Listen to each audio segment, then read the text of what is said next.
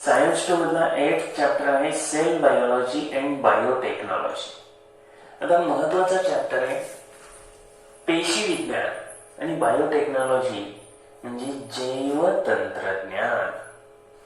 Already आपण sale म्हणजे काय हे शिकलेलोच आहोत. सेल पेशी, structural and functional unit. Structural and functional unit. आता स्ट्रक्चरल म्हणजे रचनात्मक, फंक्शनल म्हणजे कार्यात्मक. त्यानंतर पुढे विचारलंय व्हॉट इज टिश्यू. तर tissue is a group of cells. Tissue group of cells similar in structure and function. तर स्ट्रक्चर आणि फंक्शन्स मध्ये ते सिमिलर असतात, समान कार्य करतात, एकसारखं कार्य करतात. आता याच्यामध्ये टिश्यू जर आपण पाहिल्या तर त्यांची फंक्शन्स काय आहेत. समजा आपण प्लांट टिश्यू घेतल्या. आता प्लांट टिश्यूचं एक उदाहरण म्हणून घेतोय आपण. त्याच्यामध्ये मेरिस्टेमेटिक टिश्यू. आपण मेरिस्टेमेटिक टिश्यूजला काय म्हणतो. They are responsible for growth. Growth घडवून आणण्यासाठी या मेरिस्टेमेटिक टिश्यूज गरजेचे आहे. आता त्याचबरोबर एकदा ग्रोथ झाल्यानंतर त्या परमनंट बनतात. परमनंट टिश्यूज आहेत, मेरिस्टेमेटिक टिश्यूज आहेत. तर मेरिस्टेमेटिक टिश्यूचं बघितलं आपण तर काय काम आहे, ग्रोथ होणं हे काम आहे. त्यानंतर आता समजा कंडक्टिंग टिश्यू घेतल्या. कंडक्टिंग टिश्यू नावं थोडीशी लक्षात ठेवा. कंडक्टिंग टिश्यूज कशासाठी या उपयोगाचे आहेत सगळी नाही सांगत, थोडं थोडं सांगतोय. तर त्याच्यामध्ये झायलम आहे आणि फ्लोएम. Phloem conducts food. त्यानंतर झायलम कंडक्ट्स वॉटर. आता याच्यामध्ये ह्या कंडक्टिंग टिश्यूज काय सांगितलं. वॉटर आणि फूड कंडक्शन साठी. मेरिस्टेमेटिक टिश्यू ग्रोथ साठी. इपिथेलियल टिश्यू जे सगळ्यात वरचं आवरण असतं प्रोटेक्शन साठी. तर अशा रीतीनं काही फंक्शन्स तुम्हाला टिश्यूचे सांगितले.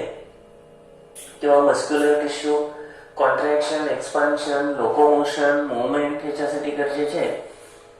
तर हे आहेत काही टिश्यूचे फंक्शन्स. यानंतर पुढे आपल्याला प्रश्न आहे which technique in relation to tissues have you studied it in earlier classes. पाठीमागच्या काही क्लासमध्ये तुम्ही कोणतं असं शिकलेलं आहे की टिश्यूच्या रिलेटेड. तर टिश्यू कल्चर.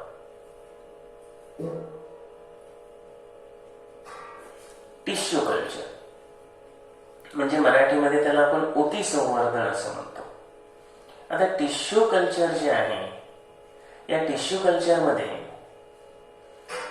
ह्या ऊतींपासून, पेशींपासून नवीन प्लांट निर्मिती करणं हा सगळा भाग येतो. टिश्यू कल्चर अगदी बेसिक टर्म्स आपण याच्या अगोदर पाहिलेले आहेत. What are the various processes in tissue culture. आता टिश्यू कल्चर मध्ये कोणकोणत्या प्रोसेसेस आहेत. Various processes in tissue culture इयत्ता 9वीच्या बायोटेक्नॉलॉजी या टॉपिक मध्ये आपल्याला ऑलरेडी झालेली. ही सोर्स प्लांट घेतली, त्याचा बल्क कॉम सोर्स प्लांट. त्यानंतर त्याच्यावर काही प्रायमरी ट्रीटमेंट केल्या जातील. त्यातला जो टिश्यूज आहे त्या बाहेर काढताना अगदी तुम्हाला महत्वाच्या असणाऱ्या प्रायमरी बेसिक ट्रीटमेंट केल्यानंतर रिप्रोडक्शन, मल्टिप्लिकेशन हा भाग या ठिकाणी येईल. हा 9वीला झाला असल्यामुळे या ठिकाणी आपण इथं जास्त काही डिस्कस करणार नाही. याच्यामध्ये काय केलं जातं एक्स व्हिओ ग्रोथ. आता एक्स व्हिओ म्हणजे आउटसाइड द बॉडी आणि इन व्हिओ म्हणजे inside the body. Ex vivo growth of cells और टिश्यूज इन असेप्टिक और nutrient rich medium is tissue culture. Tissue कल्चरची डेफिनेशनच आहे ex vivo growth of cells और tissues in an aseptic and nutrient rich medium. आपण definition लिहूया इथं. याशिवाय ते लक्षात राहणार नाही. Ex vivo growth of cells or tissues in an aseptic and nutrient rich, म्हणजे पोषक द्रव्ये पाहिजेत अशा मीडियम मध्ये वाढवणं, त्यालाच आपण काय म्हणतो, इज कॉल्ड टिश्यू कल्चर. त्यालाच आपण टिश्यू कल्चर असं म्हणतो, ऊती संवर्धन असं म्हणतो. आता असेप्टिक म्हणजे या ठिकाणी डिसीज फ्री, थोडक्यात आपण निर्जंतुक केलेलं असं म्हणू. एक्स व्हीओ म्हणजेच आउटसाइड द बॉडी, शरीराच्या बाहेर. इन व्हीओ म्हणजे इनसाइड द बॉडी. आता ऑर्गॅनिझम्स एका सिंगल सेल पासून डेव्हलप केला जातो किंवा एखाद्या टिश्यू पासून डेव्हलप केला जातो. हे आहे टिश्यू कल्चर टेक्निक. त्यासाठी liquid, solid, gel like medium तयार केलं जातं फ्रॉम अगर, आणि तेच तुम्हाला काय करतं, सप्लायज न्यूट्रिएंट्स. म्हणजे हा जो भाग आहे हा सगळ्यात महत्वाचा भाग आहे, हे तुम्हाला लक्षात आलं असेल. टिश्यू कल्चर हे जे टेक्निक आहे, या टेक्निक मध्ये अगर मीडियम जे आहे ते तुम्हाला काय करेल, तर न्यूट्रिएंट सप्लाय करेल. जेल लाईक मीडियम जे आहे हे काय करतं, न्यूट्रिएंट सप्लाय करतं. एवढं थोडस लक्षात घ्यायचं. डिस्टिल्ड वॉटर जे आहे त्या डिस्टिल्ड वॉटरच्या साह्यानेच हे अगर लाईक मीडियम तयार केलं जातं. हे ध्यानात घेतलं की आपल्याला पुढे जाता येईल. आता याच्यामध्ये bulk on treatment, primary treatment, reproduction, multiplication येईल. त्यानंतर शूटिंग अँड रूटिंग येईल. म्हणजे शूटिंग म्हणजे प्ररोह, म्हणजे स्टेम तयार होण्याच्या ज्या प्रोसेस आहेत त्या. रूटिंग म्हणजे मुळं येणं. त्यानंतर प्रायमरी हार्डनिंग, तर हे जे तयार झालेले जे सॅपलिंग्स आहेत हे या ठिकाणी इथं जे प्लॅन्टलेट्स आहेत ते लावण्याची प्रोसेस आहे. सेकंडरी हार्डनिंग, ते सेपरेट करून ते वाढवणं, आणि ती प्लॅन्ट पुन्हा रोपण केल्यावर त्याच्यापासून पहिल्यासारखी वनस्पती तयार होणं, हे असतं टिश्यू कल्चर मध्ये. तुम्हाला आणखी ऍडिशनल माहिती पाहिजे असेल तर त्यासाठी तुम्ही इयत्ता 9वीचं टेक्स्ट बुक रेफर करू शकता. तुम्हाला जादाची माहिती मिळून जाईल. टिश्यू कल्चरच्या ज्या स्टेप्स आहेत त्या स्टेप्स या ठिकाणी आपल्याला दिलेल्या आहेत. त्यानंतर ह्या आकृतीमध्ये ते जसंच्या तसं तुम्हाला सांगितलेल्याप्रमाणे स्टेजेस आता दाखवलेल्या होत्या, त्या सगळ्या स्टेजेस काय करायच्या, राईट करून घ्यायच्या. मध्ये टिश्यू कल्चर असं या ठिकाणी लिहायचं, बाकीचं जसंच्या तसं आहे. त्यानंतर whether such stem cells are present in animals. Stem cells या ठिकाणी एक लक्षात घ्यायचं, टिश्यू कल्चर जे टेक्निक आपण यूज करतोय, पाठीमागच्या इयत्तेमध्ये आपण जे टिश्यू कल्चर हे टेक्निक शिकलो, stem cells are used for this purpose. त्या पर्पज साठी स्टेम सेल्स या ठिकाणी यूज केल्या जातात. Whether such stem cells are present in animals, yes, अशा स्टेम सेल्स एनिमल्स मध्ये सुद्धा असतात.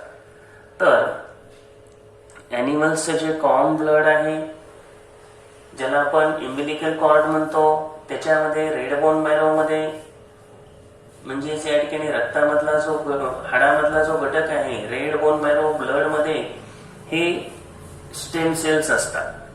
त्यानंतर आपल्याला पुढे दिलेले आहे सायटोलॉजीची डेफिनेशन दिलेले. Study of cells is the cytology. मग स्टडी ऑफ सेल मध्ये स्ट्रक्चर, टाइप्स, त्याचे ऑर्गेनेली यांचा स्टडी केला जातो, त्यालाच आपण सायटोलॉजी असे म्हणतो. आता याच्यामध्ये वेगवेगळ्या ऍस्पेक्ट्सनी स्टडी केलं जाईल. देर आर रिव्होल्युशनरी, म्हणजे अगदी उत्क्रांती झाल्यासारखं खूप क्रांतिकारी बदल झालेले आहेत सायटोलॉजीमध्ये. त्यानंतर 2 महत्वाची नावं आहेत, ती नावं कंपल्सरी लक्षात ठेवायची आहेत प्रत्येकानं. तर पुण्याला असलेलं जे इन्स्टिट्यूट आहे, research institute specially dedicated for research on cells established at Pune and Bangalore in India. National centre for cell science at Pune, नाव लक्षात ठेवा, अंडरलाईन करा, national centre for cell science at Pune. त्यानंतर इन्स्टेम अँड बेंगलोर यांचं महत्वाचं योगदान आहे. या दोन्हीच्याही संदर्भामध्ये तुम्हाला नेटवर माहिती अवेलेबल होईल, ती तुम्ही मिळवून लिहून घेऊ शकता. त्यानंतर आहेत स्टेम सेल्स. स्टेम सेल्स ह्या मेन मूलभूत बेसिक सेल्स आहेत. These are special types of cells present in the body of multicellular organism. Multicellular organism घेतलं की त्याच्यामध्ये या सेल्स येणारच आहेत. त्या सेल्सच्या साह्यानंच इतर सर्व प्रकारच्या सेलची निर्मिती होते. These cells give rise to all other types of cells present in the body of multicellular organisms. Multicellular ऑर्गॅनिझमच्या शरीरामधल्या इतर सर्व सेल्सची निर्मिती ही स्टेम सेल्स पासूनच होते. हे अंडरलाईन करून ठेवा. Stem cells also play important role in wound healing. Wound healing म्हणजे जखमा भरून येणं. जखम झाल्यानंतर पेशींचा जागेचा ऱ्हास झाल्यानंतर वुंड हिलिंग होण्यासाठी स्टेम सेल्स पाहिजे. त्यानंतर स्टेम सेल्स ऑफ प्लांट्स त्यांनी लास्ट इयरला पाहिले सांगितलं. मेरिस्टेमॅटिक टिश्यूज आहेत. मेरिस्टेमॅटिक टिश्यूज या ग्रोथ टिश्यूज आहेत. एकदा ग्रोथ कंप्लीट झाली की त्यांचं परमनंट टिश्यूज मध्ये कन्व्हर्शन होतं. हे आपल्याला लास्ट इयरला झालेलं आहे. आपल्याला ह्युमन बिईंग्स मधले म्हणजे आपल्या सेल्स मधल्या स्टेम सेल्स यावर्षी स्टडी करायच्या आहे. चला. New organism is formed from zygote that is formed by union of male and female gamete. Male आणि फिमेल गॅमेट यांचं युनियन होतं आणि यांच्या युनियन मधून झायगोट तयार होतो. हे तर आपण ऑलरेडी पाहिलेलं आहे. मेल गॅमेट ह्युमन मध्ये जर आपण पाहिलं तर स्पर्म. त्यानंतर फिमेल गॅमेट एक यांचं युनियन फॅलोपियन ट्यूब मध्ये होतं आणि फॅलोपियन ट्यूब मध्ये यांचं युनियन झाल्यानंतर त्यांच्यापासून डायप्लॉइड झायगोट तयार होतं. आता एकदा का झायगोट तयार झालं की त्यांच्यापासून एम्ब्रिओ तयार होतं. एम्ब्रिओ पासून पुढं ऑर्गॅनिझम डेव्हलप होतो. आता या ठिकाणी दिलंय at the earliest stage of development organism is in the form of mass of cells. सेलचं जे मास आहे म्हणजे सुरुवातीच्या काळामध्ये तो एक पेशींचा गोळा असतो. मास ऑफ सेल्स त्याला काय म्हणायचं? पेशींचा एक गोळाच असतो, दुसरं काही नाही स्टार्टिंगला इनिशियली. आणि म्हणून तर आपण जे पहिल्या टॉपिकला पाहिलं, तुम्हाला इनहेरिटन्स पाहिला, त्यानंतर तुम्हाला उत्क्रांती इव्होल्युशनरी चेंजेस कसे होत गेले, एव्हिडन्स मध्ये एम्ब्रिओलॉजिकल एव्हिडन्स आपण पाहिले. त्याच्यामध्ये फिश असेल, सॅलॅमेंडर असेल, टॉर्टाइज असेल किंवा आपली कोंबडी असेल, पीग असेल किंवा रॅबिट, ह्युमन, ह्या सगळ्यांचे इनिशियल स्टेज सगळ्यांच्या समान दाखवले होते ना. कारण हे सुरुवातीला काय आहे? मास ऑफ सेल्स आहे. All cells in that mass are almost alike. सगळे एकसारखे आहेत आणि यांनाच काय म्हटलं जातं? Stem cells. तर आता थोडस लक्षात आलं असेल की स्टेम सेल्स काय आहेत. तर स्टेम सेल्स या बेसिक आहेत आणि ह्या सगळ्यांच्या मध्ये जवळपास सारख्याच असतील. During further development these cells form any type of cell. या मास पासून वेगवेगळ्या प्रकारच्या टिश्यू सेल्स तयार होतील आणि त्यांचं वेगवेगळं काम करायला सुरुवात होतील. आणि यालाच आपण काय म्हणू? डिफरन्सिएशन.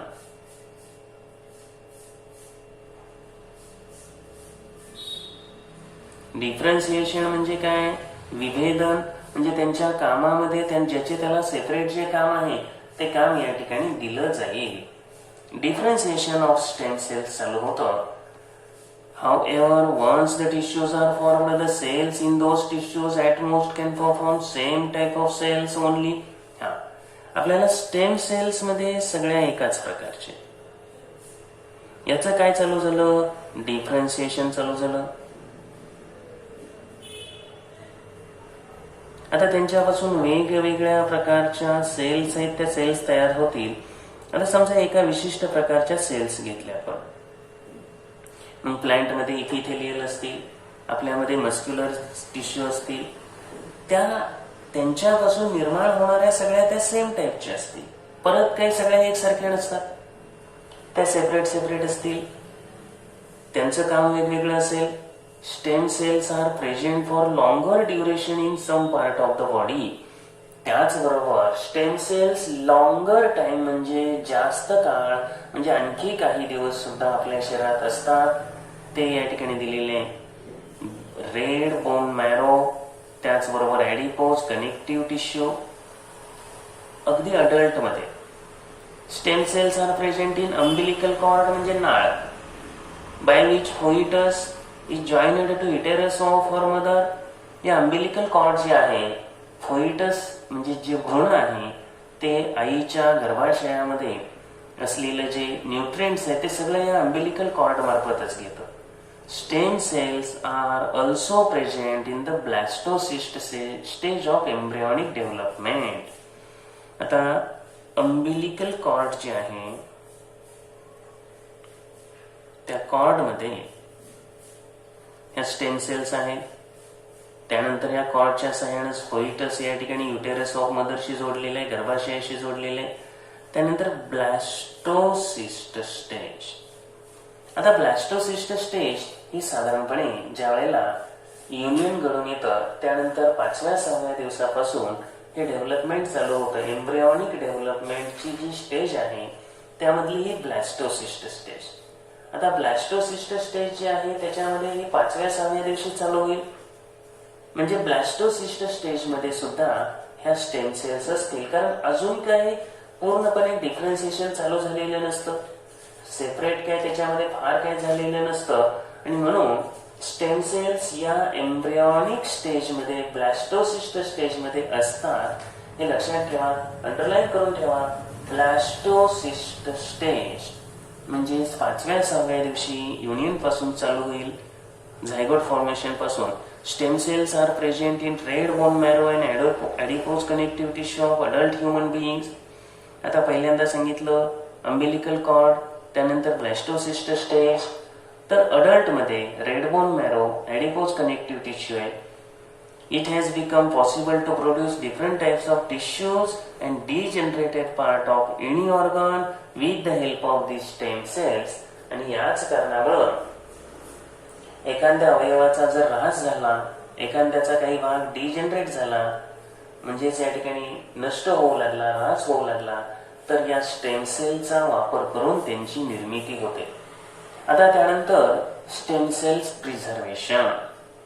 स्टेम सेलचं प्रिझर्वेशन करण्यासाठी stem cell samples are carefully collected from the sources like cord blood. आता कॉर्ड ब्लड म्हणजे काय, तर नाळेतलं रक्त, रेड बोन मॅरो और एम्ब्रियो ब्लॅस्टोसिस्ट. ब्लॅस्टोसिस्ट मध्ये आपण सांगितलं स्टेम सेल्स असतातच. त्याचबरोबर ब्लड मध्ये सुद्धा या स्टेम सेल्स असतात. Are kept in small sterile vials. Sterile निर्जंतू, जर्मलेस व्हायल्स म्हणजे या ठिकाणी छोट्याशा कुप्या असतात. म्हणजे छोट्या छोट्या कुप्यांमध्ये छोट्या छोट्या बॉटल्स म्हणलं तरी चालेल. These vials are kept in liquid nitrogen at -135 degree Celsius to -190 degree Celsius. Corona व्हॅक्सिनच्या स्टोरेजसाठी वेगवेगळ्या कंपन्यांचे जे वेगवेगळ्या व्हॅक्सिन्स येत आहेत. आता त्याच्यामध्ये मॉडर्नाचे जर पाहिलं तर -20 डिग्री सेल्सिअसला सुद्धा स्टोअर करता येतं. काही आणखी -70 डिग्री सेल्सिअस आहे. म्हणजे ज्याचं त्याचं जे फ्रीजरचं टेम्परेचर आहे ज्या त्या कंपनीनुसार त्याच्यामध्ये फरक असू शकतो. तसं स्टेम सेल प्रोटेक्शनसाठी -135 degree Celsius to -190 degree Celsius एवढ्या टेम्परेचरची गरज आहे, हे नोट करून ठेवा. स्टेम सेल्स या विशिष्ट प्रकारच्या सेल्स आहेत की ऑल अदर टाइप्स ऑफ सेल्सला दे गिव्ह राईज. म्हणजे इतर सर्व प्रकारच्या सेल्सला त्यांच्यामुळेच या ठिकाणी निर्मिती होते. इतर सर्व प्रकारच्या ज्या सेल्स आहेत त्या केवळ त्या स्टेम सेल्स मुळे निर्माण होतात. थोडक्यात मल्टीसेल्युलर ऑर्गॅनिझमची जी बॉडी आहे ती बॉडी डेव्हलप होण्याच्या पाठीमागे स्टेम सेल्सचं काम आहे. कारण वूंड हिलिंग असेल किंवा अदर सेल्स अराईज करणं असेल, हे स्टेम सेल्सचं काम आहे. अर्लीएस्ट स्टेजमध्ये डेव्हलपमेंटमध्ये ऑर्गॅनिझम ज्या वेळेला तयार होतो, ऑर्गॅनिझमच्या ज्या सेल्स सुरुवातीच्या असतात त्या स्टेम सेल्सच आहेत ना. आणि हळूहळू त्यांचं डिफरन्शिएशन घडून येतं, त्यांच्यामध्ये विभेदन घडून येतं आणि वेगवेगळ्या प्रकारच्या टिश्यूज तयार होतात. आता तयार झालेल्या ज्या टिश्यूज आहेत त्या पुढे आपलं आपलं काम करू लागतात. स्टेम सेल्स ह्या लॉंगर ड्युरेशन पर्यंत सुद्धा आपल्या शरीरामध्ये असू शकतात. अंबिलिकल कॉर्ड सांगितलं तुम्हाला, नाळ, हा तर अत्यंत महत्वाचा पोइटसला त्याचा महत्वाचा भाग आहे. त्याच्या मार्फतच आईच्या ओम मधून त्या मुलाला, त्या अर्भकाला ब्लड, अदर न्यूट्रिएंट्स सप्लाय केले जातात. तर स्टेम सेल्स हे त्याच्यामध्ये असतात. एम्ब्रियोनिक डेव्हलपमेंट मधली जी ब्लॅस्टोसिस्ट स्टेज आहे, 5व्या 6व्या ज्या वेळेला 5th or 6th day of embryo formation ही ब्लॅस्टोसिस्ट स्टेज आहे, त्यावेळेला सुद्धा या प्रेझेंट आहेतच. त्याचबरोबर bone marrow, red bone marrow, adipose tissue, ह्या अडल्टमध्ये असलेल्या, अडल्ट मधल्या ज्या स्टेम सेल्स आहेत ते अंडरलाईन करून ठेवा. ऑलरेडी सांगितलंय तुम्हाला. प्रौढांमध्ये रेड बोन मॅरो, त्याचबरोबर अजून एक जे नाव सांगितलं ॲडिपोज टिश्यू. ॲडिपोज या कनेक्टिव्ह टिश्यू आहेत. तर यांच्यामध्ये ह्या स्टेम सेल्स असतील, त्यांच्या साह्यानेच बाकीच्या इतर सेलची निर्मिती होते. आता या स्टेम सेलचं प्रिझर्वेशन कसं करायचं? For the purpose of preservation, stem cell samples are carefully collected from the sources like cord, blood. आता सांगितलं कॉर्ड, आता जस्ट उल्लेख झाला. कसली कॉर्ड?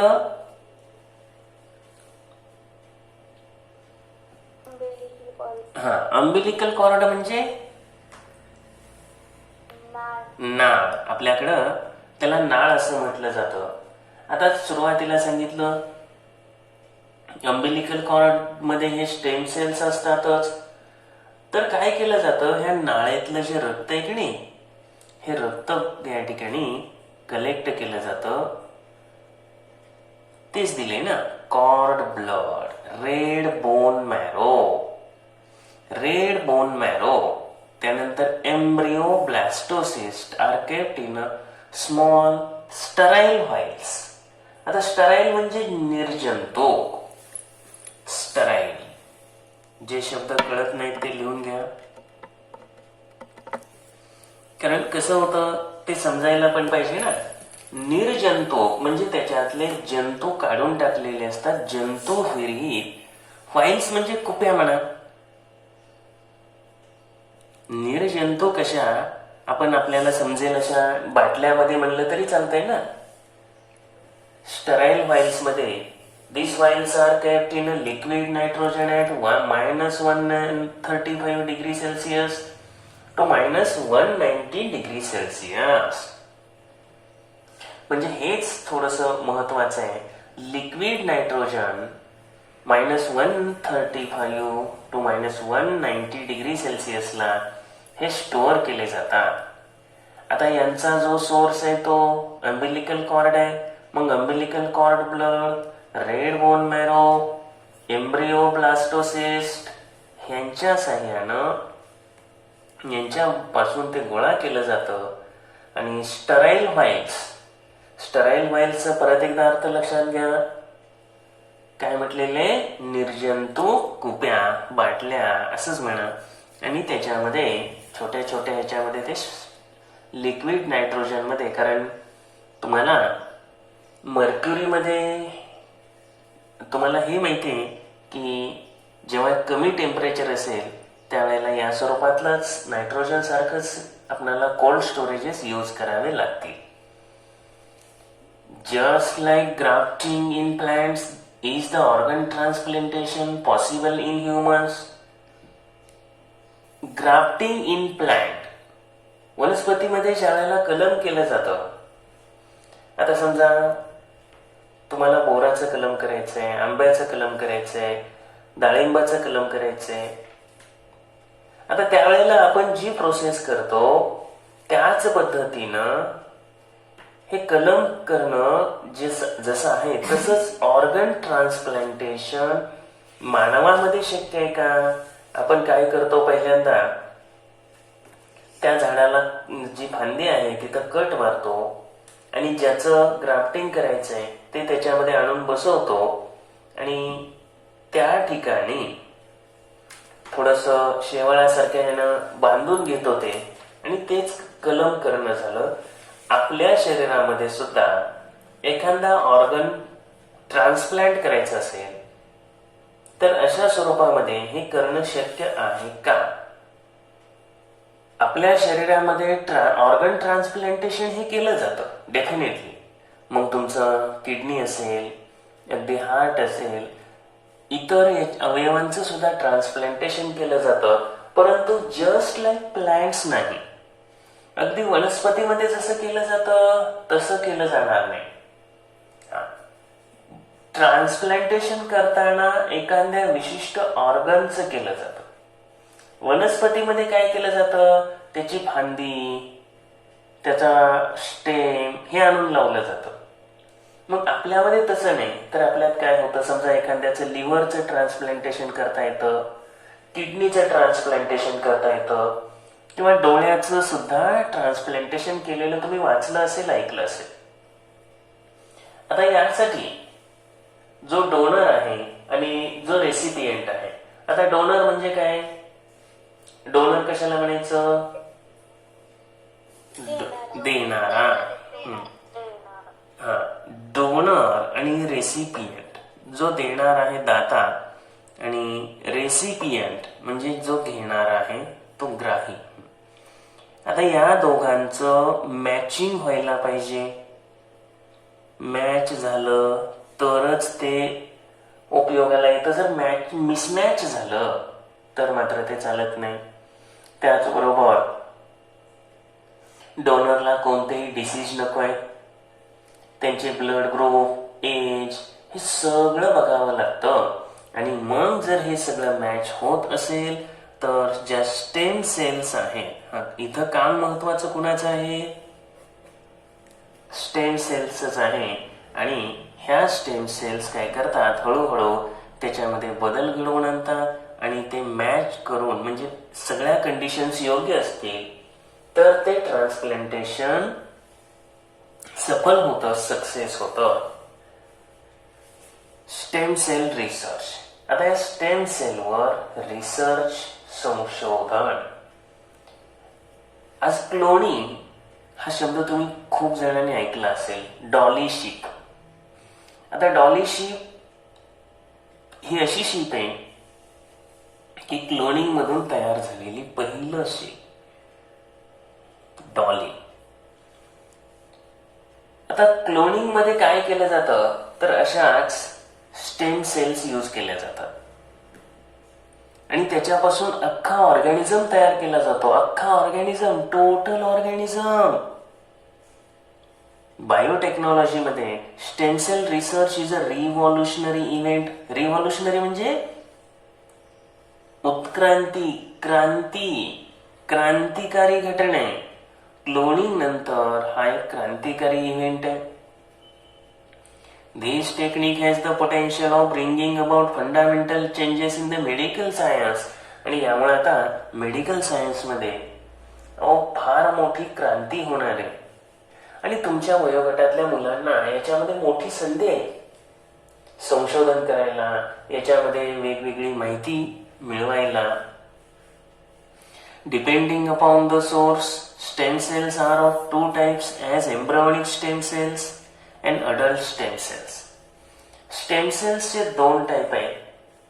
एम्ब्रियॉनिक म्हणजे अर्भकाची अवस्था भ्रूणावस्थेमधल्या आणि अडल्ट प्रौढावस्थेतल्या स्टेम सेल्स. तर एम्ब्रियॉनिक स्टेम सेल्स थोडासा उल्लेख आपल्याला ऑलरेडी झालेलाच आहे. डिव्हिजन ऑफ झायगोट ज्या वेळेला होतं त्यावेळेला झायगोट एम्ब्रिओमध्ये डेव्हलप होतं. आपण सुरुवातीला जर पाहिलं रिप्रोडक्शन घडून येताना मेल आणि फिमेल गॅमेट यांचं युनियन होतं. मेल गॅमेट आणि फिमेल गॅमेट यांचं युनियन कुठं होतं रे? पाठीमागच्या टॉपिक मध्ये झालेले रिप्रोडक्शन मध्ये यांचं युनियन कुठं घडून येतं? हा, फॅलोपियन ट्यूब मध्ये हे घडून येतं. हे आठवायला पाहिजे. असं इतरांना काय आठवत नाही. आता फॅलोपियन ट्यूब मध्ये त्यांचं युनियन घडलं की काय घडतं? पहिल्यांदा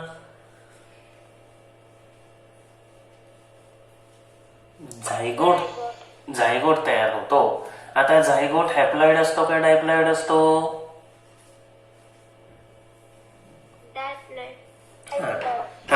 हा डायप्लॉइड झायगोट तयार होतो आणि ह्या झायगोटचं पुढं कन्व्हर्जन कशामध्ये होतं? एम्ब्रिओ मध्ये कन्व्हर्जन घडून येतं. Cells of embryo undergo mitotic divisions. आता डिव्हिजनचे दोन प्रकार तुम्ही शिकलेला आहात, मायटॉटिक डिव्हिजन आणि दुसरं कोणतं? मिओटिक डिव्हिजन, मिओसिस. मिओसिस आणि मायटॉसिस. आता ज्या वेळेला सेलची वाढ व्हायची असते त्यावेळेला ही मायटॉटिक डिव्हिजन आहे. आता ग्रोथचे दोन प्रकार आहेत. कोणते दोन प्रकार आहेत सांगा? आठवलं पाहिजे थोडंसं पाठीमागचं. एक मायटॉसिस मधून होणारी ग्रोथ सोमॅटिक आणि दुसरी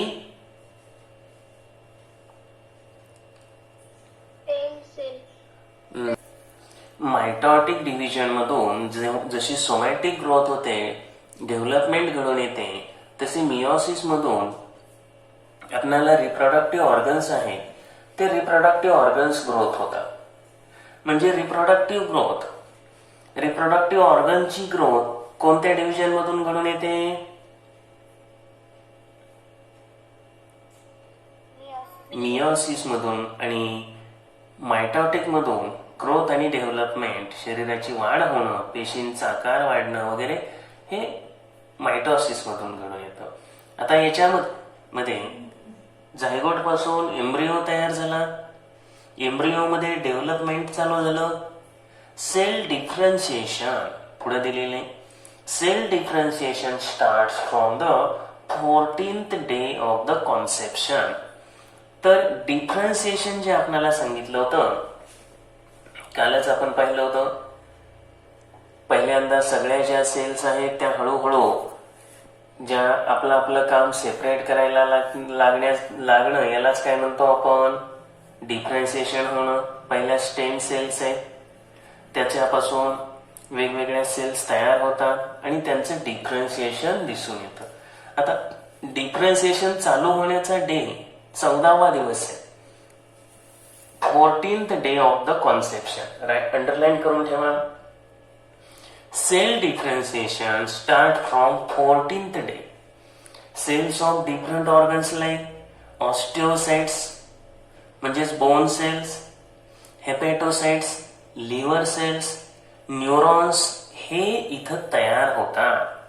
म्हणजे डिफरन्शिएशन मधून जे 14व्या दिवसापासून स्टार्ट होतं कॉन्सेप्शनच्या, त्या दिवसापासून 14व्या दिवशी तुम्हाला काय स्टार्ट झालं? आता इथं तर डिफरन्शिएशन स्टार्ट झालं. आता या डिफरन्शिएशन मध्ये वेगवेगळ्या सेल्सची नावं दिलेत.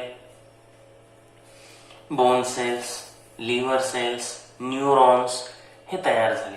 Embryonic cells before differentiation are called embryonic stem cells. म्हणजे डिफरन्शिएशन होण्याच्या अगोदर काय नाव आहे त्याचं? Embryonic stem cells. 220 different types of cells in human body are formed from single type of cells, that is embryonic stem cells. तर वाटणार नाही तुम्हाला, परंतु 220 प्रकारच्या पेशी या एकाच प्रकारच्या सेल पासून म्हणजे स्टेम सेल्स पासून जन्म घेतात. एम्ब्रियोनिक स्टेम सेल्स महत्वाचा शब्द. जसं 14व्या दिवशी कॉन्सेप्शन पासून सेल डिफरन्शिएशन चालू होतं, तसंच आता काय सांगितलं, एम्ब्रियोनिक स्टेम सेल्स पासून 220 प्रकारच्या डिफरंट टाइप्स ऑफ सेल्स या ठिकाणी स्टार्ट होतात, त्यांचं डेव्हलपमेंट घडून येतं. एम्ब्रियोनिक स्टेम सेल्स तरी कुणाला म्हणायचं, डिफरन्शिएशनच्या अगोदर. Stem cells are the primary type of undifferentiated cells with self-multiplying ability. या ज्या स्टेम सेल्स आहेत म्हणजे प्रायमरी, मूलभूत, अगदी स्टार्टिंगच्या undifferentiated cells आहेत with self-multiplying ability and they are parent cells of all types of human cells. आपल्या शरीरातल्या सर्व प्रकारच्या सेलच्या त्या काय आहेत, पॅरेंट सेल्स आहे. स्टेम सेल्सचं डिफरन्शिएशन होतं, त्यांचं विभेदन घडून येतं आणि मग पुढे बाकीच्या सेल्स तयार होतात, म्हणून पॅरेंट सेल्स या स्टेम सेल्स आहेत. This property of stem cell is called as, आता ही जी प्रॉपर्टी आहे या प्रॉपर्टीलाच काय म्हटलेलं आहे, प्ल्युरिपोटेन्सी. तर या प्रॉपर्टीला प्ल्युरिपोटेन्सी कशाला म्हणायचं, stem cells are the primary type of undifferentiated cells with self multiplying ability. They are parent cells of all types of human cells. म्हणजे प्ल्युरिपोटेन्सी म्हणजे काय, इतर सर्व प्रकारच्या सेल तयार करण्याची कॅपॅसिटी असणं, त्यालाच आपण म्हणतो काय, प्ल्युरिपोटेन्सी. म्हणजे सगळ्या पेशी तयार करायची कॅपॅसिटी कोणाकडे आहे, एम्ब्रियोनिक स्टेम सेल्स. आणि ह्या कॅपॅसिटीलाच काय नाव दिलंय, प्ल्युरिपोटेन्सी. आता त्यापुढे सांगितलंय, stem cells are collected well before the beginning of differentiation on 14th day, that is during 5th to 7th day, and cultured with certain biochemical stimuli in laboratory. As per stimulus, they can transform themselves into desired type of cells, thereby tissues and finally into organs. तर साधारणपणे 14व्या दिवसापासून डिफरन्शिएशनला सुरुवात होते. म्हणजे त्याच्या अगोदरच साधारण 5th to 7th डेला काय केले जातात, या स्टेम सेल्स कल्चर्ड केल्या जातात, बाजूला काढल्या जातात. आता या बाजूला काढून लॅबोरेटरीमध्ये सर्टन बायोकेमिकल स्टिम्युल्सच्या सहाय्यानं म्हणजे स्पेसिफिक बायोकेमिकल स्टिम्युल्स वापरून त्यांना वाढवलं जातं. आणि त्या स्टिम्युल्सनुसार जे तुम्ही स्टिम्युल्स देताय त्या स्टिम्युल्सनुसार त्यांचं डिझायर्ड टाइप ऑफ सेलमध्ये कन्व्हर्जन घडवून आणलं जातं. पहा, तर कॉन्सेप्शनच्या 14th डे पासून डिफरन्शिएशनला स्टार्ट होणार. त्याच्या अगोदर 5व्या ते 7व्या दिवशी ह्या स्टेम सेल्स सेपरेट केल्या जाणार. ह्या सेपरेट केल्या जाणाऱ्या स्टेम सेल्स कशाच्या सहाय्याने वाढवल्या जातात, सर्टन बायोकेमिकल स्टिम्युल्स. आता जे स्टिम्युल तुम्ही यूज करताय त्याच्यानुसार तुमचं त्या प्रकारच्या सेलमध्ये कन्व्हर्जन होणार. म्हणजे तुम्हाला स्टिम्युल्स महत्वाचा येतं आणि त्यानंतर हळूहळू त्याच्या पुढं तो डिझायर टाइप ऑफ सेल तयार होऊन टिश्यूज तयार होणार. टिश्यूजचं पुन्हा ऑर्गनमध्ये डेव्हलपमेंट होणार, ऑर्गनचं ऑर्गन सिस्टीममध्ये डेव्हलपमेंट होणार. तर हे आपल्याला दिलेलं आहे embryonic stem cells. Embryonic stem cells म्हणजे तरी काय आहे, तर एम्ब्रियोनिक सेल्स बिफोर डिफरन्शिएशन. आता या एम्ब्रियोनिक स्टेम सेल्स किती प्रकारच्या सेल्स आपल्याला तयार करतात? सिंगल टॅग पासून 220 प्रकारच्या. बर, आता त्यामध्ये आणखी स्पेशली जे सांगितलेलं आहे, सगळ्या सेलची पॅरेंट सेल तीच आहे. त्या प्रॉपर्टीला काय म्हणायचं? सगळ्या सेल्स तयार करणारी प्रॉपर्टी, सगळ्या सेलच्या प्ल्युरिपोटेन्सी. बर, साधारण कितव्या दिवशी स्टेम सेल्स कलेक्ट केल्या जातात, कल्चर्ड केल्या जातात? 5th to 7th day. आणि त्याच्यात सर्टन बायोकेमिकल यूज करून डिझायर्ड टाईप मध्ये ते सेपरेट केलं जातं. खूप महत्वाचे भाग आहे तिथं, हे वाचून लगे लक्षात येत नाही. आता ऐकल्यानंतर मात्र हळूहळू ते लक्षात यायला लागतं. आता अडल्ट स्टेम सेल्स ऑलरेडी आपण पाहिले. अडल्ट स्टेम सेल्स म्हणजे अडल्ट पर्सन मध्ये आढळणाऱ्या. आता त्या कुठं आढळतात साधारणपणे? झालं ना आपलं, दोन पार्ट आपले झालेले आहे, सांगितलंय. रेड बोन मॅरो, अजून ऍडिपोज कनेक्टिंग टिश्यू. आता हे ऍडिपोज टिश्यू कुठे असतात रे, हे तरी माहिती आहे का? तुम्हाला आठवत आहे का? हे ऍडिपोज टिश्यूज कुठे असतात नेमक्या? आपलं जे फॅट असतं की नाही, जी चरबी असते, जे मेद असतं, त्या म्हणजेच ऍडिपोज कनेक्टिव्ह टिश्यू. त्याचबरोबर ब्लडचं वर काही नाव दिलं नव्हतं, बरोबर, पण या ठिकाणी दिलेलं आहे. थोडक्यात, adult stem cells can be obtained from red bone marrow, adipose connective tissue, आणि third one blood. त्याचबरोबर आणखी दिलेलं आहे, stem cells can be obtained from cord blood immediate after birth. आता हे पण झालं प्रिझर्वेशन मध्ये दिलं. कॉर्ड ब्लडचा काय अर्थ सांगितला होता? नाळेमधून निघणारं जे रक्त आहे, त्या रक्तालाच या ठिकाणी कॉर्ड ब्लड असं म्हणतात. जन्म झाल्यानंतर नाळेमधून जे रक्त निघतं त्यालाच आपण काय म्हणतो? आपलं नाळेमधून निघणारं जे रक्त आहे ते कलेक्ट केलं तर त्याच्यामध्ये सुद्धा स्टेम सेल्स आपणाला आढळतील. ठीक आहे. त्यानंतर या सेलची यूज, स्टेम सेल्स एवढ्या महत्वाच्या आहेत. मग काय काय यूज होतोय? तर आता थोडस पाहिलंय आपण. रिजेनरेटिव्ह थेरपी मध्ये काय असेल रे? रिजेनरेशन, पुनरुज्जीवन. आता त्याच्यामध्ये cell therapy, stem cells are used to replace the dead cells in case of conditions like diabetes, myocardial infarction, Alzheimer's disease, Parkinson's disease. आता काय होतं, बऱ्याच वेळेला डायबिटीस किंवा दिलेली आणखी नाव आहेत मायोकॉर्डियल इन्फ्रॅक्शन.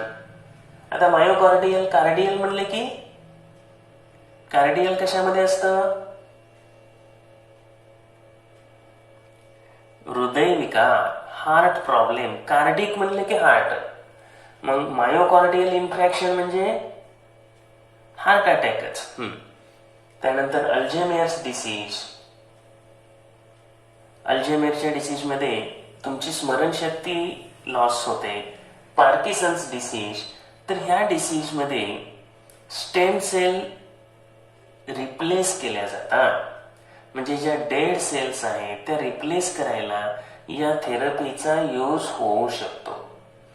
त्यानंतर to produce blood cells required in conditions like anaemia, thalassaemia, leukaemia. तर ह्या डिसीज मध्ये रेड ब्लड सेलची जी कंडिशन असते ती वाढवण्यासाठी, त्यांची संख्या वाढवण्यासाठी टू प्रोड्यूस ब्लड सेल्स. त्यानंतर organ transplantation in case of failure of organs like kidney, liver, those can be produced with the help of stem cells and transplanted. म्हणजे ट्रान्सप्लांटेशन जर यशस्वी करायचं असेल तर सगळ्यात महत्वाचं काय आहे? हेच आहे. ट्रान्सप्लांटेशन यशस्वी होण्यासाठी तुम्हाला बेसिक सेल्स कोणत्या आहेत? तर ते आहेत स्टेम सेल्स. स्टेम सेल्सच्या साहाय्यानेच तुम्ही पुढे जाणार आहात. आपल्याला हा जो भाग सध्या दिलेला आहे, प्रिझर्वेशन, स्टेम सेलचे 2 type, embryonic stem cells, adult stem cells, uses of stem cells. तर या माहितीनुसार तुम्हाला स्टेम सेल्स हा भाग बऱ्यापैकी समजला असावा. आज आपल्याला शिकायचं आहे ऑर्गन ट्रान्सप्लांटेशन.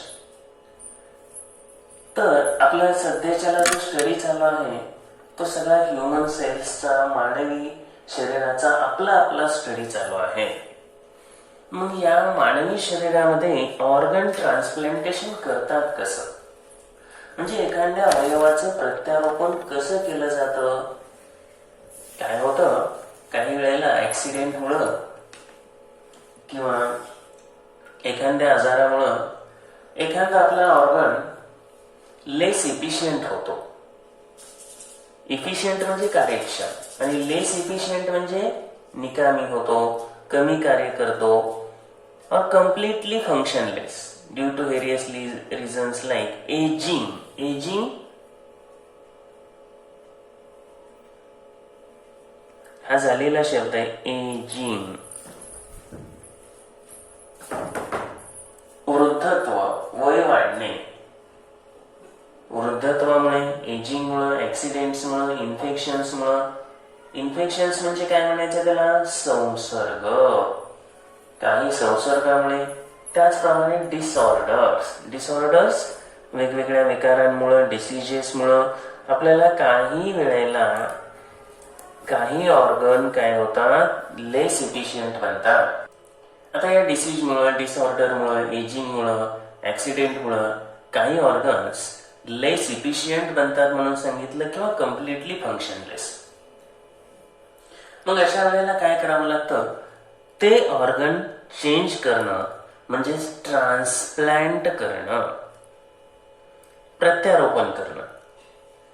कारण त्या व्यक्तींना हे ऑर्गन जर व्यवस्थित काम करत नसतील तर life of such person becomes difficult और इवन फेटॅलिटी मे ऑकर अंडर सच कंडिशन. म्हणजे त्या ठिकाणी त्या कारणामुळे काय होऊ शकतं, त्यांच्या जीवाला धोकाही पोहोचू शकतो. कारण जर त्यांना तो अवयव मिळाला नाही तर त्यांना ते फेटल होऊ शकतं, प्राणघातक होऊ शकतं. However, if such person gets necessary organ under such conditions, its life can be saved. पण अशा व्यक्तीला जर वेळेत तो ऑर्गन मिळाला तर या ठिकाणी त्याचं लाईफ वाचू शकतं. आता या ठिकाणी काही स्टेम सेल्स दाखवलेले. या स्टेम सेल्स पासून न्यूरॉन सेल्स तयार झाल्या, ब्रेन तयार झाला, त्यानंतर बोन तयार झालेले दाखवलेले आहेत, लिव्हर तयार झालेले दाखवले, इंटेस्टाईन दाखवले, हार्ट दाखवले. त्या स्टेम सेल्स पासून ऑर्गन तयार होणं, अवयव तयार होणं हे दाखवलेले. त्यानंतर त्याच्या खाली जी फिगर आहे त्या फिगरमध्ये स्टेम सेल्स पासून स्टेम सेल थेरपी त्याच्यावर केली तर रिप्लिकेशन होऊन अदर टाइप ऑफ सेल कशा तयार होतात हे दाखवले. आता या ऑर्गन ट्रान्सप्लांटेशन मध्ये समजा एखाद्याला किडनीची गरज असेल तर किडनी डोनेट केली जाते. डोनर हा त्यासाठी महत्वाचा आहे. डोनर म्हणजे दाता. Availability of the donor is an important requirement in organ transplantation. ह्याच्यामध्ये डोनर महत्वाचा आहे, दाता महत्वाचा आहे, मॅचिंग महत्वाचं आहे. कुणीतरी ती डोनेट करायला पाहिजे. Each person has a pair of kidneys as the process of excretion can occur with the help of single kidney. एका किडनीवर सुद्धा हे एक्सक्रिशन चालू शकतं. Person can donate another one. दुसरी किडनी दिली जाऊ शकते. आता या ठिकाणी असे अनेक उदाहरण तुम्ही ऐकले असतील की किडनी ट्रान्सप्लांट केलेले. आपल्या महाराष्ट्रातले फार मोठे एक नेत्ररोग तज्ञ डॉक्टर विठ्ठल लहाणे मला वाटतं नाही, तात्यासाहेब लहाने. आता तात्यासाहेब लहानेंना त्यांच्या आईनं किडनी डोनेट केली. विठ्ठल सुरुवातीला म्हटलं मी, विठ्ठल वेगळे, तात्यासाहेब लहाने. आजही ते एका किडनीवर वेल आहेत आणि महाराष्ट्रामध्ये नव्हे देशामध्ये प्रसिद्ध असणारे असे हे नेत्ररोग तज्ञ. सांगायचं काय की तुम्ही एका किडनीवर, म्हणजे त्यांच्या आईनं त्यांना किडनी दिली, किडनी डोनेट करता येते हे कळावं, समजावं म्हणून एखादं दुसरं उदाहरण तुम्हाला सांगितलं. आता याच्यामध्ये मॅचिंग होणं वगैरे हा सगळा भाग आलाच. त्याचबरोबर हे सुद्धा इथं ध्यानात घेतलं पाहिजे, जर मिसमॅच झाली तर ती काय फंक्शन करणार नाही, काम करणार नाही. आणि आज ब्रेन डेड कंडिशन तुम्ही खूप ऐकले असतील. ऍक्सिडेंटमध्ये काही जणांचा ब्रेन डेड होतो आणि मग ब्रेन डेड झाल्यानंतर काही जण काय करतात, आपले ऑर्गन डोनेट करतात. म्हणजे त्यांनी अगोदर लिहून ठेवलेलं असेल किंवा त्यांचे नातेवाईक ते ऑर्गन डोनेट करतात. आज एवढी सिस्टीम डेव्हलप झालेली आहे की ऍक्सिडेंटमध्ये काही जणांनी प्राण गमावले तर काही कालावधीत लगेच त्यांचे ऑर्गन जर काढले, आज तुम्हाला माहिती असेल ग्रीन कॉरिडॉर तयार केले जातात. ते ऑर्गन ज्या गरजूला गरजेचे आहेत त्या गरजूपर्यंत काही तासामध्ये पोहोचवण्यासाठी ग्रीन कॉरिडॉर बनवलं जातं. अगदी बाकीची सर्व वाहनं बंद करून त्या ॲम्ब्युलन्सला, कधी कधी प्लेनची गरज असते, प्लेनमधून लगेच तो ऑर्गन ट्रान्सपोर्ट केला जातो आणि गरजूपर्यंत त्याच्या हॉस्पिटलमध्ये पोहोचवला जातो आणि त्याला तो ट्रान्सप्लांट केला जातो. आज अशी अनेक उदाहरणं ऐकली असतील तुम्ही. ब्रेन डेड झालेल्या रुग्णाच्या नातेवाईकांनी त्यांचं हार्ट दिलं, लिव्हर दिलं, डोळे दिले, ही उदाहरणं तुम्ही ऐकली असतील. किडनी बरोबर बाकीचे काही ऑर्गन सुद्धा डोनेट करता येतात. यामध्ये आणखी पुढे आपल्याला दिलेलं आहे, similarly skin from certain parts of the body can also be donated. हा, काय केलं जातं, स्किन सुद्धा डोनेट करणं. आता हे सुद्धा माहिती असावं, कारण काय केलं जातं, एखाद्या ठिकाणी ऑपरेशन करताना किंवा बऱ्याच सर्जरीमध्ये वगैरे एका ठिकाणची स्किन काढून दुसऱ्या ठिकाणी रोपण केली जाते. हे तुम्ही वाचलं असेल, ऐकलं असेल. फक्त काय करायचं, ऑर्गन ट्रान्सप्लांटेशनच्या वेळेला महत्वाचे फॅक्टर दिले, blood group, disease, disorders, age etc. of the donor and recipient need to be paid attention during transplantation. तर याच्याकडे लक्ष द्यायला पाहिजे. जर डिसीज वगैरे त्याला झालेले असतील तर ते काही डोनेट करून उपयोग नाही, अजिबात काय त्याचा फायदा नाही. Disease free, disorder free body असेल, ब्लड ग्रुप वगैरे मॅच होत असेल तर आणि तरच हे ट्रान्सप्लांटेशन यशस्वी होतं आणि त्याचा त्या रुग्णाला उपयोग होतो. However, other organs cannot donated during lifetime. आता इतर अवयव जिवंत असताना डोनेट करता येत नाही. आता आपण किडनी बघितलं, डोनेट करता येते. तुम्हाला एक उदाहरण सांगितलं की लहाने डॉक्टरांचं उदाहरण सांगितलं. महाराष्ट्रातले अतिशय प्रसिद्ध असे डॉक्टर आहेत, त्यांच्या आईनं त्यांना दिलेली किडनीचं उदाहरण सांगितलं.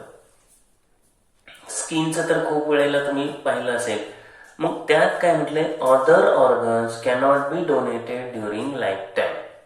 म्हणजे जिवंत असताना बाकीचे ऑर्गन तुम्हाला डोनेट करता येणार नाही. म्हणजे तुम्हाला डोळा डोनेट करता येणार नाही, हार्ट डोनेट करता येणार नाही, किंवा हे जिवंत असताना नाही. Organs like liver, heart, eyes can be donated after death only. आता हे अंडरलाईन करून ठेवा, कोणते ऑर्गन आपण जिवंत असताना डोनेट करू शकतो. दिलेत आपल्याला 2 ऑर्गन दिलेले आहेत तिथं, अंडरलाईन करून ठेवा. आपण ती व्यक्ती जिवंत असतानाच हे डोनेट करू शकतो.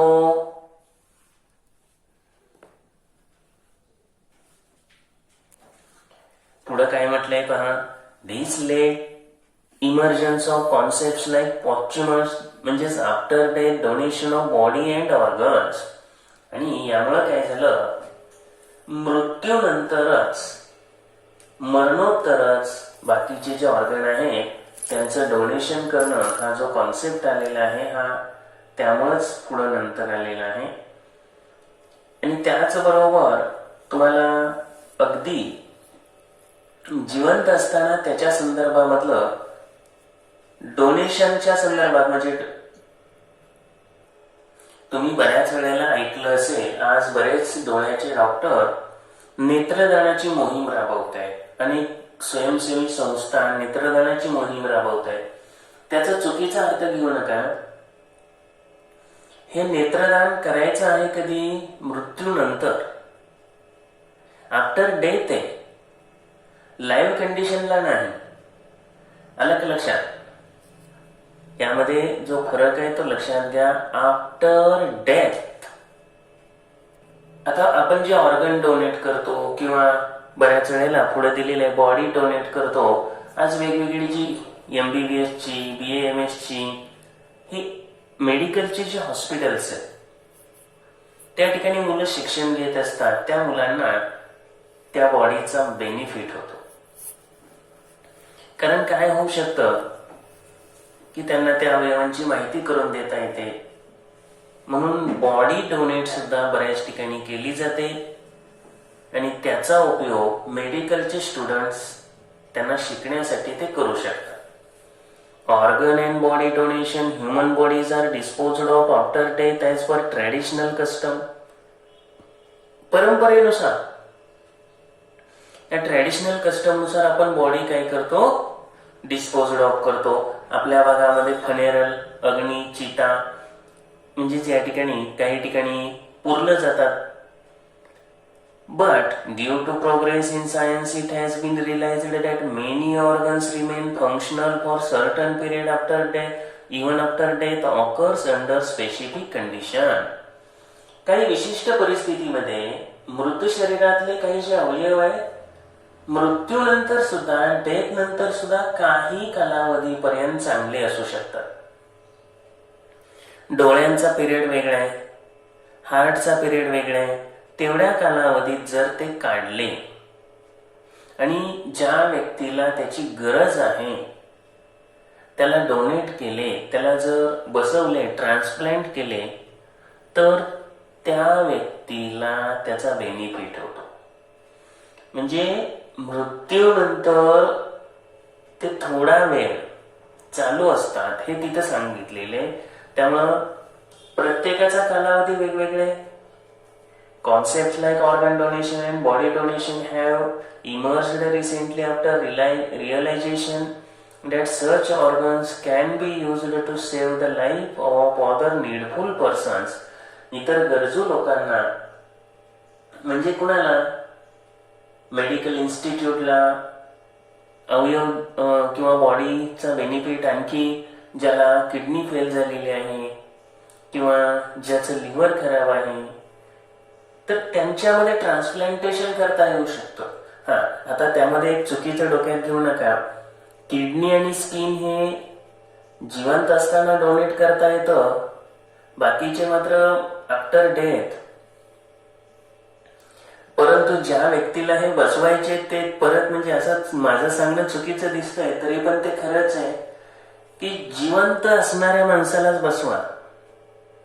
नाहीतर परत काही जणांच्या डोक्यात येईल असं, एखाद्याचं हार्ट बंद पडलं, मृत्यू झालेल्याचं लगेच त्याला बसवलं तर तो काही जिवंत होणार आहे काय? नाही, तसं नाही. कन्सेप्ट नीट लक्षात घ्या. Liberal view behind the concept of organ and body donation is that After death, our body should be useful to other needful person so that their miserable life would become comfortable. आज एक अगदी जबर liberal view, एक उदात्त हेतू, liberal view या कॉन्सेप्टच्या मागे एक उदात्त असा हेतू आहे की बॉडी डोनेशन केल्यानंतर, त्याच्या मृत्यूनंतर सुद्धा आवर बॉडी शुड बी युजफुल. आपल्या बॉडीचा इतर गरजूला फायदा झाला ना, त्याचा त्यांना उपयोग झाला. आणि त्यांचं जे मिजरेबल लाईफ, शब्द कळत नसतील तर ते लिहून घेतले पाहिजे. मिजरेबल लाईफ म्हणजे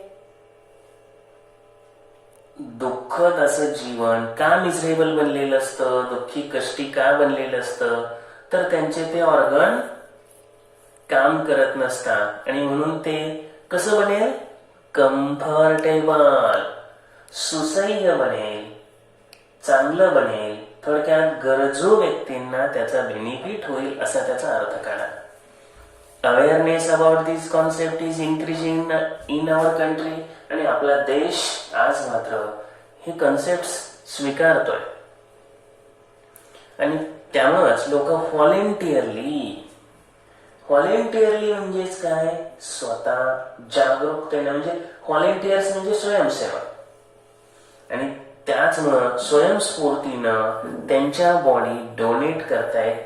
आपण सुद्धा जिवंतपणे आता हा धडा शिकतानाच असे संकल्प करू की आपल्या बॉडीचे जे ऑर्गन आहेत, मग कुणी नेत्रदानाचा संकल्प करू शकता, कुणी ज्यांना जे वाटतंय ते जे संकल्प आहेत ते आपण करू शकतो.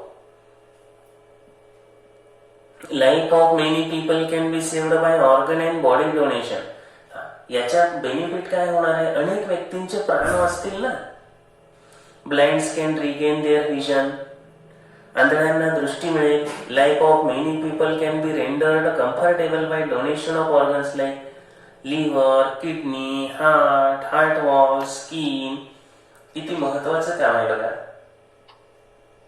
आंधळ्यांना दृष्टी मिळेल, त्याचबरोबर दिलेले लिव्हर, किडनी, हार्ट असे जे ऑर्गन ज्यांचे काम देत नाही त्यांना पण त्याचा बेनिफिट होणार आहे. आणि थोड्या वेळापूर्वी खूप छान शब्द वापरलेले, miserable life can be made, would become comfortable.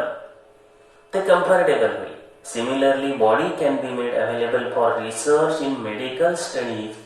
त्याचबरोबर ह्याच बॉडी मेडिकल रिसर्च करणाऱ्या विद्यार्थ्यांना, म्हणते MBBS, MD किंवा MS कोणते विद्यार्थी असू द्या, त्यांना ते अवेलेबल होईल, त्यांना त्याचा बेनिफिट होईल. Many government and social organizations are working towards increasing the awareness about the body donation. आणि आज देहदान, बॉडी डोनेशन म्हणजे देहदान, त्याच्याविषयी अनेक सोशल ऑर्गनायझेशन, गव्हर्नमेंट ऑर्गनायझेशन जागरूकता निर्माण करतायत. बऱ्याच वेळेला बाकीच्या ऍडव्हर्टाईज बघण्यापेक्षा युजफुल ऍडव्हर्टाईज बघितल्या तर त्याच्याविषयी समाजामध्ये जागरूकता होऊ शकते. त्यांनी पुढे दिलेले आहे, जर ब्रेनडेड त्याच्या संदर्भामध्ये तुम्हाला नेटवरून जर काही माहिती मिळवता आली तर मिळवा. Collect more information about brain dead, organ donation, body donation. आपण खरोखर याविषयी जागरूकता वाढवली पाहिजे आणि आपल्या स्वतःच्या डोक्यामध्ये या संदर्भामध्ये स्वतः जर आपण जागरूक झालो तर आपण इतरांना जागरूक करू शकतो. नाहीतर नुसतं लोकांना सांगून उपयोग नाही, आपण सेल्फ सुद्धा या ठिकाणी जागरूकता दाखवणं गरजेचं आहे. ऑलवेज रिमेंबर म्हणून पेज नंबर 91 वर बॉक्स आहे. Organ donation and transplantation is under the control of transplantation human organs act 1994. म्हणजे अवयवदान किंवा तुमचं जे ट्रान्सप्लांटेशन आहे, कोणाची फसवणूक होऊ नये, कायद्याचं जे काही त्याच्यावर नियंत्रण असावं ते आहे. 1994 ला तो लॉ केलाय. सबसिक्वेंट अमेंडमेंट्स आपल्याला असे शब्द कोणत्या टॉपिक मध्ये झाले? चौथ्या टॉपिक मध्ये. सबसिक्वेंट त्यानंतर काही अमेंडमेंट्स केलेले आहेत, म्हणजे काही दुरुस्त्या केलेल्या आहेत. 2009 असेल, 11 असेल, 14 असेल. आणि overall process would be transparent. आज ह्या सर्व प्रोसेसेस पारदर्शक आहेत आणि any person would not be cheated. त्यामुळं कोणाची फसवणूक होणार नाही. तर ऑर्गन कोणते डोनेट करता येऊ शकतात हे तुम्हाला पेज नंबर 91 वर एक 8.4 फिगर आहे, याच्यामध्ये ते दाखवलेले आहे पहा. Organs that can be donated. Eyes, lungs, liver, bones, skin, kidney, pancreas आणि हार्ट हे ऑर्गन डोनेट करता येऊ शकतात.